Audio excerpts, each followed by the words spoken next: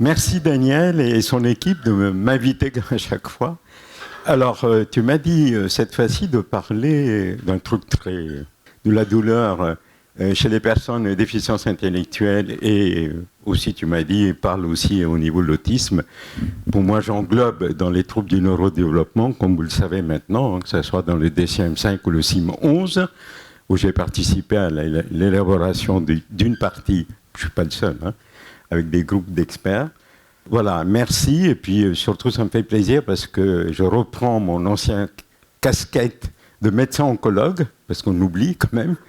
Je suis médecin-oncologue de l'Institut Gustave Roussy de Villejuif, où j'ai fait toute ma carrière avant de prendre ma retraite dans cet établissement. Je m'occupais donc des tumeurs ORL et pulmonaires, où j'étais chimiothérapeute. Après, bon... La vie fait que je me suis occupé des personnes en situation de handicap. Et donc maintenant, je suis au CHU de Bicêtre et j'ai la chance d'avoir été nommé comme professeur associé au centre hospitalo-universitaire de Sherbrooke, où je fais de la recherche clinique avec l'INSERM de Paris.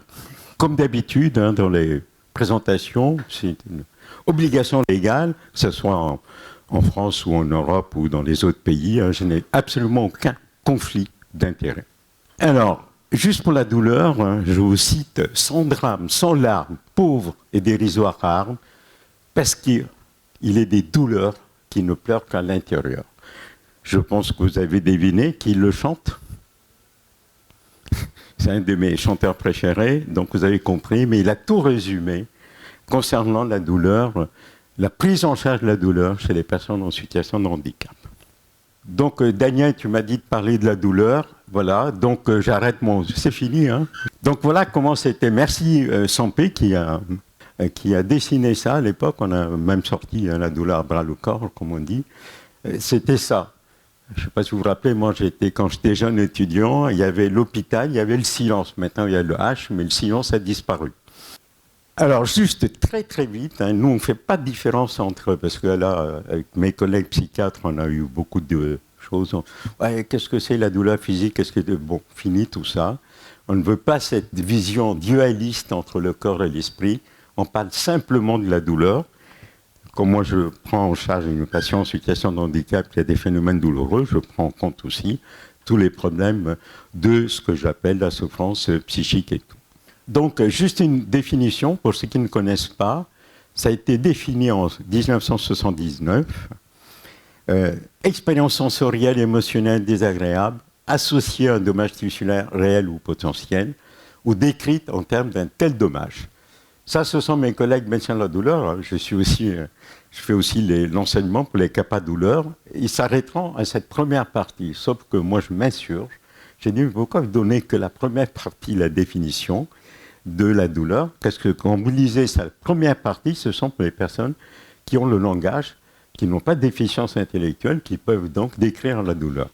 Donc l'IASP, c'est l'Association internationale de l'étude de la douleur, dont le siège se situe aux États-Unis, à Seattle, qui font un congrès mondial tous les 2 ans, qui réunit pratiquement tous les médecins de la douleur. On est 25 000, 30 000 dans le congrès mondial. C'est une messe de la douleur, comme j'appelle. Et l'IASP a dit, oui, effectivement, donc ils ont rajouté, c'est la définition complète, donc il y a la première partie, et l'incapacité de communiquer verbalement ne nie d'aucune façon la possibilité qu'un individu éprouve de la douleur et qu'il ait besoin d'un traitement approprié pour soulager sa douleur. C'est la définition complète de la douleur. Cette définition, elle est traduite dans toutes les langues, dans tous les dialectes, dans tous les trucs du monde entier. Donc vous allez au fin fond de l'île Fidji, vous aurez la même définition dans le langage. Vous allez au fin fond de n'importe quel pays. Pour une fois, on a le même langage concernant la définition et le problème de la douleur. Moi, je préfère parler de la douleur globale, total pain, comme dirait Cecily Sanders. Vous voyez, on doit prendre en charge la douleur physique, la douleur sociale, culturelle, la douleur morale et spirituelle et la douleur psychique. C'est vraiment la globalité. Ça, c'est juste une petite introduction concernant la douleur, hein. C'est tout. Donc nous, on préfère parler, même chez les personnes en situation de handicap. Alors sachez que quand on parle de la douleur, là, beaucoup, concernant la cancérologie, on en parle, beaucoup de pathologies organiques, que ce soit d'ailleurs cancer ou autres, se manifestent chez les personnes par des phénomènes douloureux. Et je peux vous dire, c'est totalement atypique, l'expression de la douleur et la sémiologie même des signes d'une pathologie cancéreuse est totalement atypique chez eux. On a beaucoup travaillé et c'est pour ça qu'on peut passer à côté. On parle beaucoup, effectivement, je suis tout à fait d'accord de parler de la prévention primaire. On se bat là-dessus. On se bat pour le dépistage systématique qui n'est pas fait, malheureusement. Et donc, comme dirait Daniel, je retrouve dans ma consultation, dans le centre que j'ai créé, malheureusement, ce que j'appelle des pathologies cancéreuses très avancées, hein, comme on dit dans le TNM, tumor métastase, qui sont des T3, vous voyez, N3, MX. Donc ça veut dire que pratiquement au stade terminal, qui nécessite malheureusement des soins palliatifs. La plupart du temps, même quand j'étais à Villejuif, j'avais une consultation et je recevais des patients. Là, c'était autre chose, hein, ce n'est pas des déficiences intellectuelles. Je recevais des patients qui avaient une pathologie psychiatrique, mais on me les envoyait à un stade très avancé. Alors, vous voyez, donc, je faisais que du palliatif, ou une chimiothérapie, entre guillemets, palliative, et des soins palliatifs. Donc, concernant douleur et tout ce qu'on dit déficience intellectuelle, je ne vais pas revenir là-dessus, hein. Concernant les années de recherche sur la douleur, des outils d'évaluation adaptés, ils ont été mis en place, mais pas adaptés vraiment dans ces personnes. Et puis, n'oubliez pas que ces personnes, ils ont aussi des risques liés au traitement. On oublie un peu les traitements qu'on prescrit et les approches thérapeutiques aussi, qui peuvent augmenter encore les phénomènes douloureux. Un constat, regardez, 33 articles scientifiques publiés sur les phénomènes douloureux et déficiences intellectuelles. C'est une période de 5 ans, entre 2014 et 2019. La même période, vous avez 134 000 publications pour douleur et chez ces personnes. Donc, vous voyez, environ 2 à 3% de la population, déficience intellectuelle, TSA, à chaque fois, c'est marqué absence de douleur, insensibilité à la douleur, etc. C'est quand même frappant, hein. Et puis voilà, insensibilité, indifférence à la douleur, donc personne ne s'en est préoccupé. On a laissé passer comme ça de beaucoup de pathologies, je vais dire organiques, sans prendre en charge les phénomènes douloureux. Et ces pathologies sont passées à la chronicité chez ces personnes dans le cadre des troubles du neurodéveloppement. Dans notre consultation, pratiquement, je trouve que des pathologies qui sont passées à la chronicité, alors qu'en amont, on aurait pu faire la prévention, le dépistage et traiter d'une façon correcte.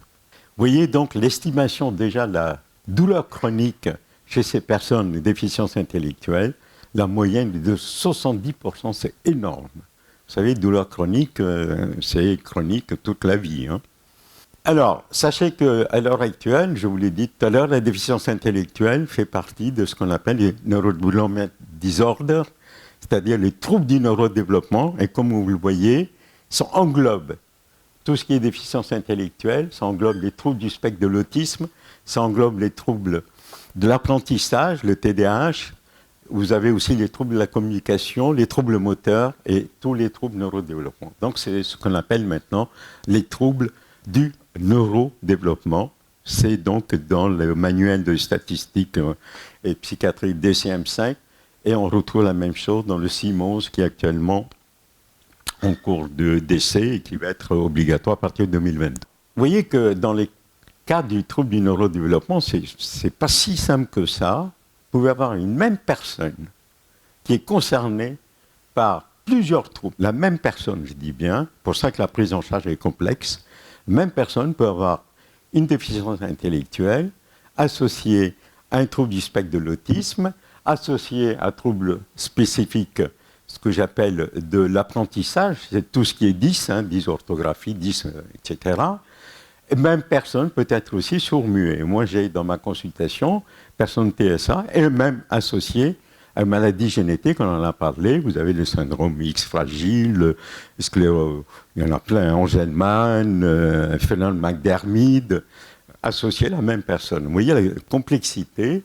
Donc j'ai aussi, je disais dans ma consultation, des personnes qui sont TSA, déficience intellectuelle, sourds muets. Donc il faut savoir s'adapter. Donc vous voyez la complexité de cette prise en charge, tenir compte donc de la spécificité.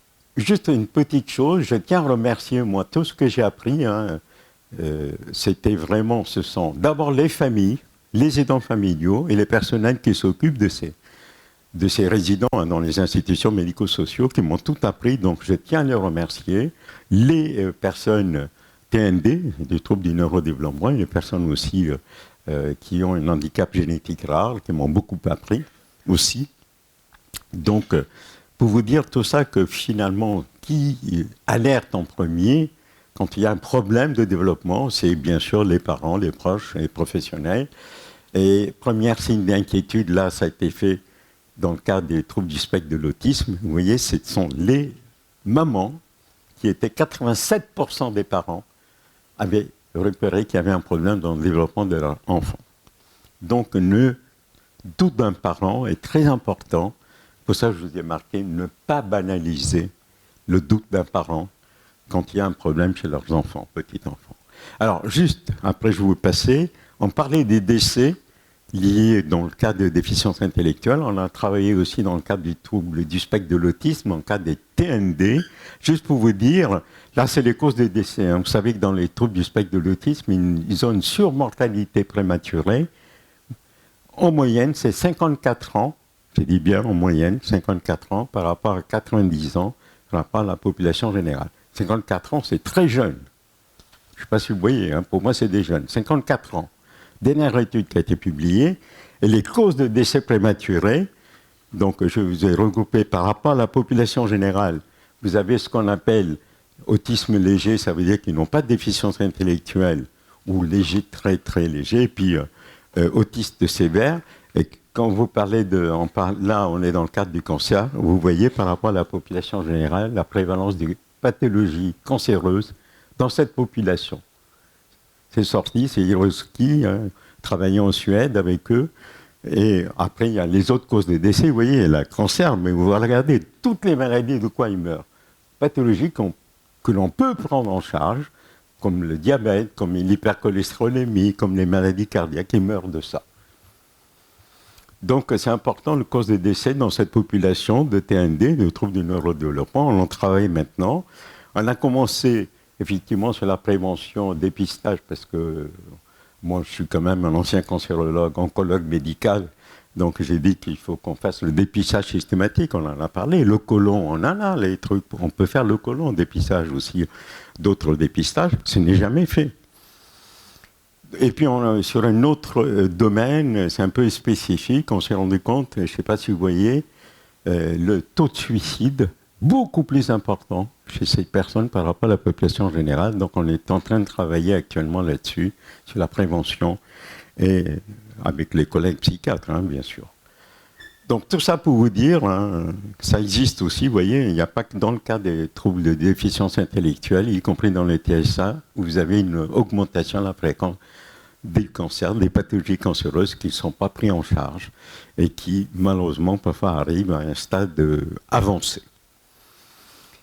Concernant la douleur, je passe les textes, il y en a un paquet, la loi HPST, le droit des malades, doit être pris, voilà.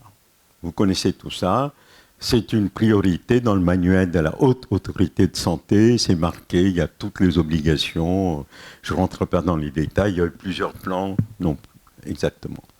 Il y a aussi une déni concernant cette personne en situation de handicap et surtout en déficience intellectuelle. Il y a un déni, ça arrive comme ça, il n'y a pas d'évaluation, donc ça a une conséquence sur la santé, sur le comportement de ces personnes, avec un cortège de signes totalement, avec des troubles du comportement, troubles du sommeil, etc. Automutilation, on en parlera. Et puis, évidemment, un retentissement sur l'activité de la vie quotidienne. C'est très difficile de discerner un phénomène douloureux chez ces personnes.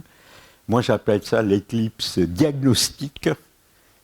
parce que à chaque fois on dit ah ben non, ils sont comme ça, on n'y peut rien.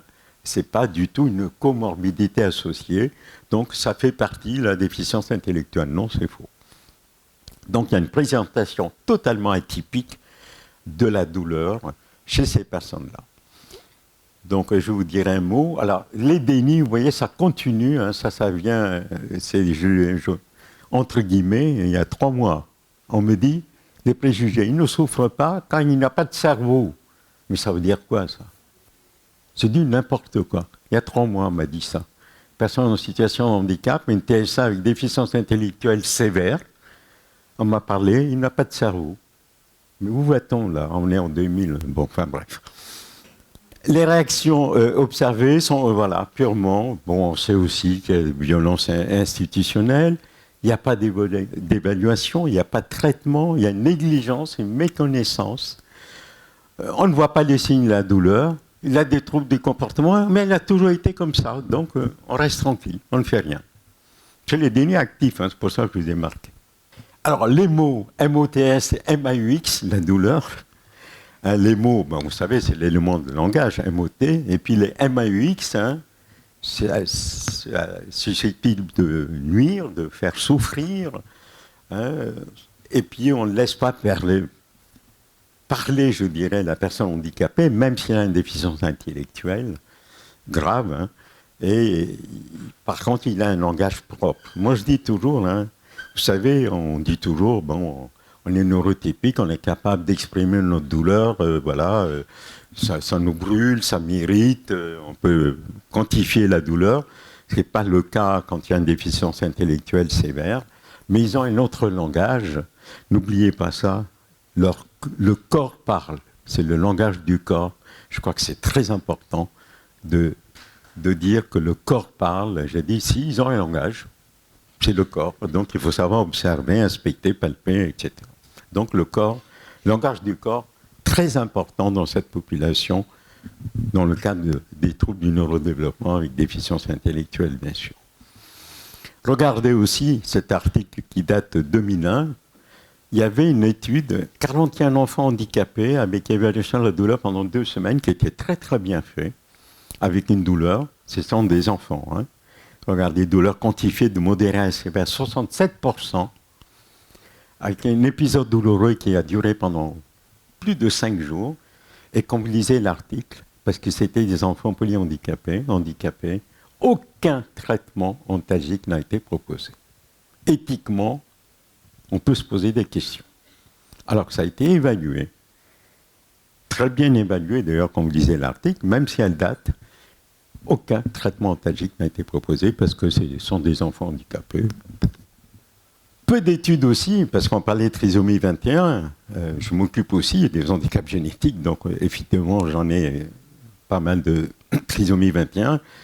Ils ont un risque élevé, on en a parlé, de leucémie, de cancer. En particulier, ça entraîne des douleurs osseuses, mais on s'en occupe pas tellement. Bon, on connaît, mais c'est comme ça. Vous avez aussi des désordres temporomandibulaires chez eux, donc au niveau de l'articulation temporomandibulaire, qui entraîne des céphalées, des douleurs épouvantables, des cervicales, il faut prendre en charge. Ils ont aussi au niveau des hanches, on connaît tout ça, donc il faut les prendre en charge. Donc ils ont une expression de la douleur qui est complètement différente.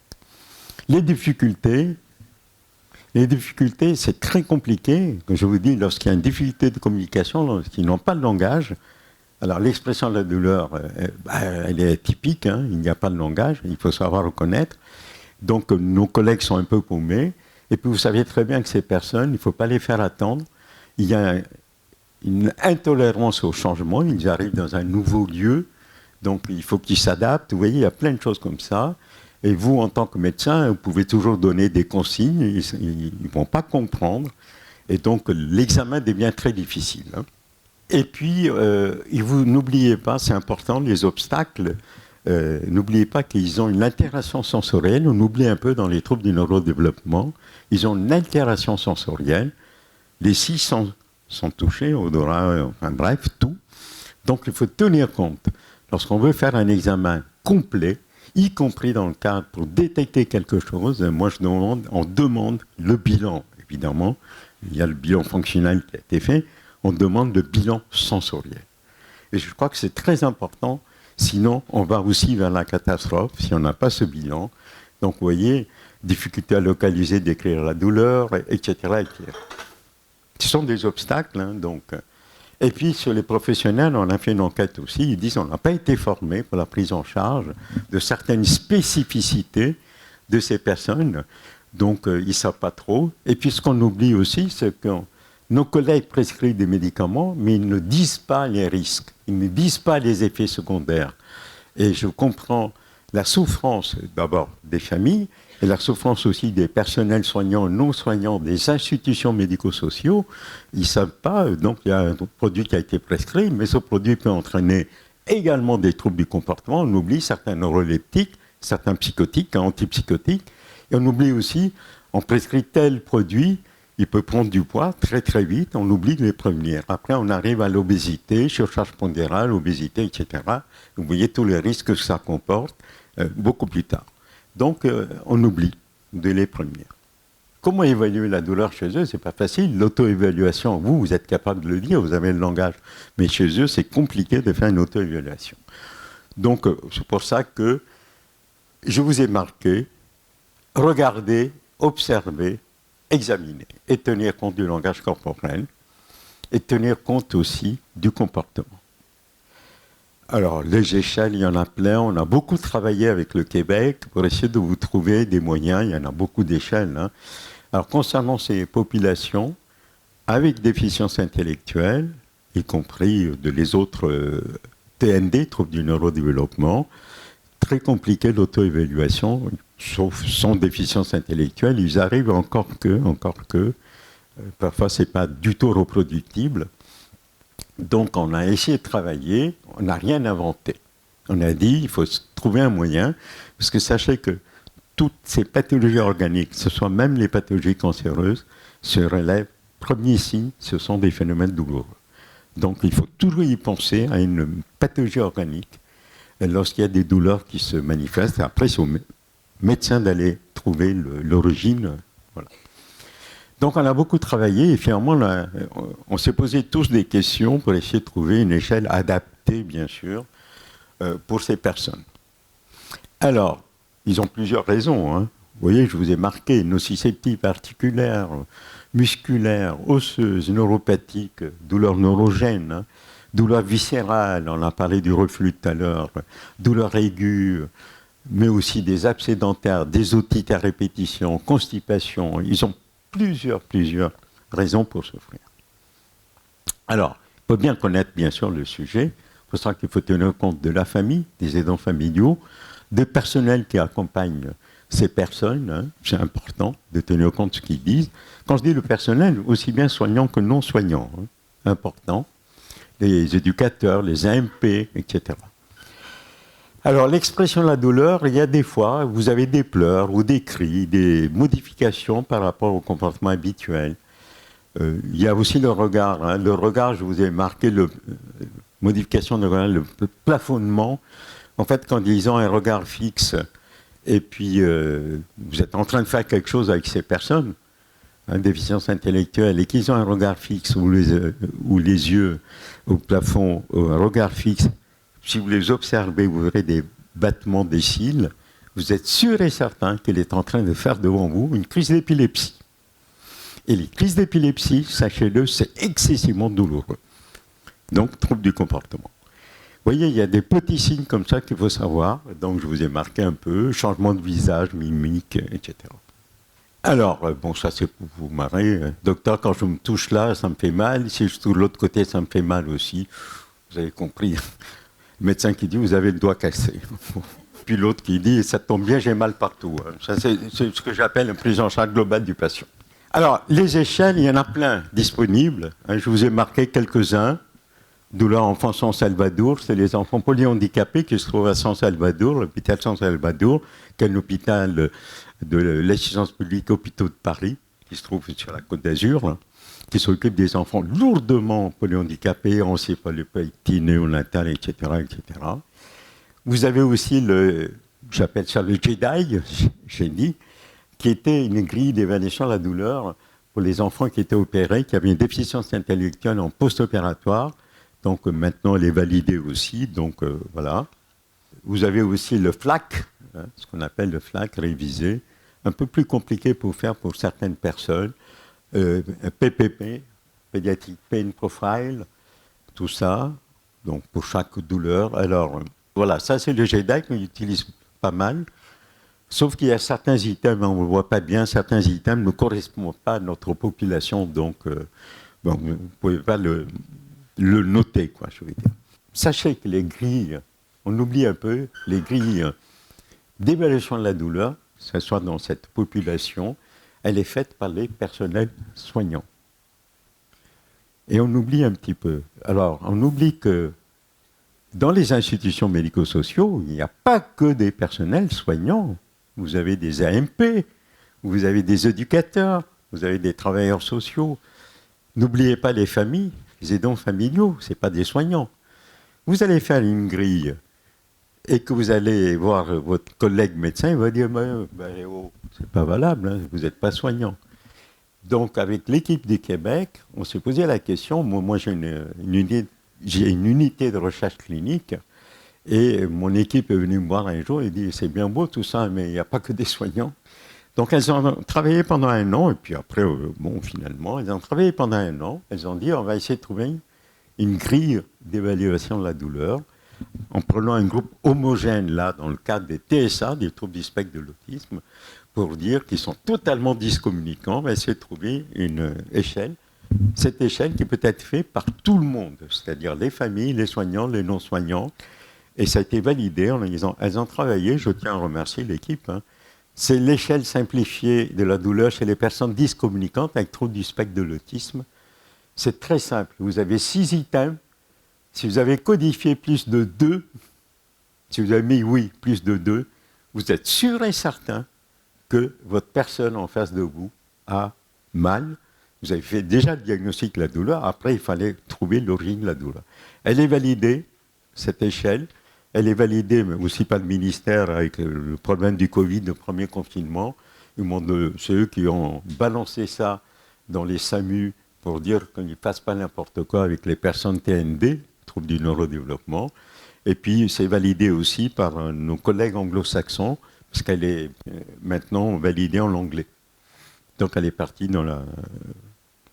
Mes collègues anglo-saxons l'ont demandé, donc elle est validée en anglais. Donc, vous pouvez aller le récupérer sur l'hôpital, hein, Barthélemy-Durand, vous avez le guide d'utilisation. Ce qui est bien, cette échelle, c'est une des seules échelles qui peut être faite par les personnels non soignants et les familles. Donc, elle est validée. Alors, prise en charge, je vous dis, on ne va pas y aller très très vite. Je peux vous dire, c'est exactement la même prise en charge que n'importe quel individu neurotypique, sauf, méfiez-vous, dans ce cadre-là, il y a des médicaments qu'il vaut mieux ne pas donner chez eux. Hein, les traitements, alors vous connaissez, on utilise le palier de l'OMS, hein, le 1, 2, 3. Hein, le palier 1, c'est essentiellement tout ce qui est douleur légère, modérée. Vous connaissez bien le paracétamol, ça marche très très bien, il n'y a pas de problème. Palier 2, c'est tout ce qui est codéine. Vous évitez le tramadol. C'est interdit dans notre population, je vais vous dire, ça pose des problèmes. Et actuellement, on vient de sortir le dernier truc, il y a 48 heures, il a entraîné des décès dans notre population, donc c'est encore plus contrôlé, avec des effets secondaires épouvantables dans notre population, des troubles du neurodéveloppement et des déficiences intellectuelles. Si vous donnez du tramadol, vous verrez ce que ça donne. Hein. Ils ont une désorientation temporo-spatiale avec des hallucinations épouvantables. Il faut mieux éviter le tramadol, la codéine marche mieux que le tramadol. Ou sinon, un vieux produit, c'est le poudre d'opium, et ça marche très bien. Ce n'est pas du tout l'opium tel que vous connaissez, hein, Tintin au Tibet, hein, non, pas ça. Et opioïdes forts, juste un petit truc, évitez les morphines puissants, hein, parce que je me retrouve à l'heure actuelle, je me bats avec certains collègues psychiatres, parce que devant troubles du comportement, ils les sédatent, avec des neuroleptiques, ils deviennent donc, vous voyez ce que je veux dire, dans lesquels on les rend zombies, hein, avec les sédations, avec des neuroleptiques, des benzodiazépines. Et maintenant, je me retrouve avec des personnes déficience intellectuelle, parce qu'ils avaient des troubles du comportement avec agitation et hétéroagressivité, où ils ont été sédatés par des morphines puissants, comme sophikodone et tout, qu'ils sont obligés de faire un sevrage aux opiacés. Donc chez eux, morphine de base, le plus basal possible. Hein, voilà. N'allez pas au oxycodone, n'allez pas à l'hydromorphone ou des choses comme ça, c'est des morphines puissants. Vous allez les rendre addicts. Et on est en train de travailler parce que là-dessus aussi. Donc voilà.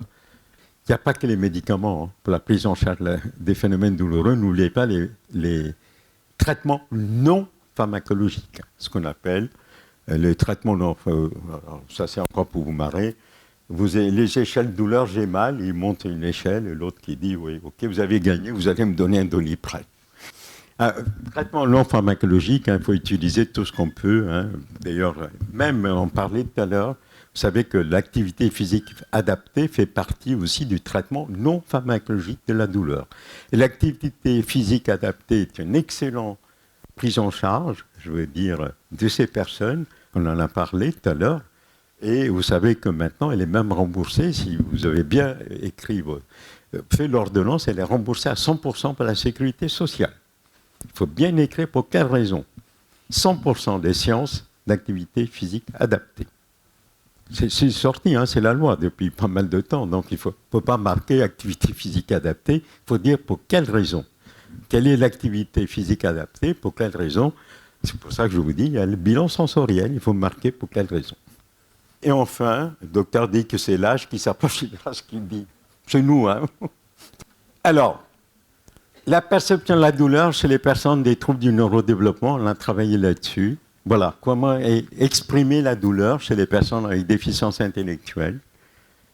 Agressivité, hein, voilà. Essentiellement hétéro-agressivité, je dis bien, vis-à-vis de la personne qu'il connaît. Pas un individu, c'est-à-dire qu'il peut taper la maman, les aidants familiaux, l'éducateur, d'un seul coup. Hétéro-agressivité. Deuxième chose, automutilation. Vous voyez, ça fait partie de l'expression de la douleur chez eux. Je n'ai pas le temps de vous passer les vidéos. Hein, l'automutilation, je veux dire, vous fuyez là, hein, parce que j'ai l'automutilation, vous voyez presque la voûte crânienne complètement défoncée. Hein, vous voyez ce que ça donne. Donc, automutilation fait partie de l'expression de la douleur chez eux. Des cris d'un seul coup. Ils ont une déficience intellectuelle sévère, ils crient d'un seul coup. Alors, méfiez-vous. J'aurais dû marquer, parce que depuis quelque temps, on a trouvé un autre signe, avec les cris sans problème particulier. Et si vous avez devant vous un enfant, ado, adulte, vous êtes en train de travailler, l'éducateur est en train de faire quelque chose devant, et puis d'un seul coup, vous voyez l'éclat de rire. Alors vous êtes content, la maman vous dit, ah ben c'est génial, je lui ai fait quelque chose, il est ravi. Éclat de rire ou les sourires, c'est aussi une expression de la douleur atypique. Vous, si vous avez mal, vous n'allez pas éclater de rire, hein, à moins que vous êtes... Donc méfiez-vous, les cris sans problème particulier, des éclats de rire, des sourires d'un seul coup, il faut se méfier. Ça fait partie de l'expression de la douleur. Les troubles du sommeil, c'est systématique, c'est aussi une expression de la douleur. Alors si vous ne faites rien, dans le cadre, que ce soit de déficience intellectuelle sévère, dans le cadre des TSA, pareil, dans tout ce qui est troubles du neurodéveloppement, c'est ce que j'appelle l'explosion violente, totalement inexpliquée. Ils peuvent tout casser en 5 minutes. Même pas. Je ne dis pas 5 minutes. Hein. Il peut aller très très vite. Donc ça, maintenant c'est acté, validé, l'expression atypique, vous voyez, de la douleur chez ces personnes avec déficience intellectuelle. Dans le cadre global des troubles du neurodéveloppement, vous retrouvez la même chose. Et voilà ce que je vais finir pour vous dire qu'il faut qu'on examine tout chez eux. Vous voyez, il n'y a pas un psychologique, vous avez marqué, neurologique, vous avez les crises d'épilepsie, je vous ai dit, ça fait mal. Vous avez le système génito-urinaire, vous avez la peau. C'est ce qu'on fait dans les centres dédiés, comme mon collègue à Milan le fait. Hein. C'est vraiment l'approche globale de la personne en situation de handicap. Donc c'est ce qu'on fait dans les centres dédiés aussi maintenant en France. Hein. Vous avez des dispositifs dédiés qu'on essaie de mettre en place où on doit tout examiner pour faire un diagnostic. Conclusion, voilà, donc Et puis je répondrai à vos questions. Puis de toute façon, je laisserai mon diaporama, tu peux le distribuer si tu veux. Surtout, tenez compte des recommandations de l'HAS et l'ANESM pour la prise en charge. Je vous ai mis quelques références concernant les phénomènes douloureux chez les personnes en déficience intellectuelle. Et le dernier que je viens, enfin, c'est pas, je suis obligé de faire un peu de pub, je viens d'écrire un truc, ce sont les Américains qui m'ont demandé, Effective Management of Pain et Autism, ça a été publié à New York en 2020, et concernant tout ce qui est déficience intellectuelle et TSA. Et puis, bon, on a écrit aussi un autre livre hein, qui est le Mental Health and Pain, avec mes collègues québécois. Serge Marchand, c'est un grand spécialiste de la douleur, très mondialement connu, donc j'ai travaillé avec lui, Isabelle Gaumont, son épouse aussi. Allez voir ce grand sage qui se trouve dans les hauteurs de l'Himalaya, à la naissance du Gange, et il peut tout vous expliquer. Il connaît très très bien. Merci.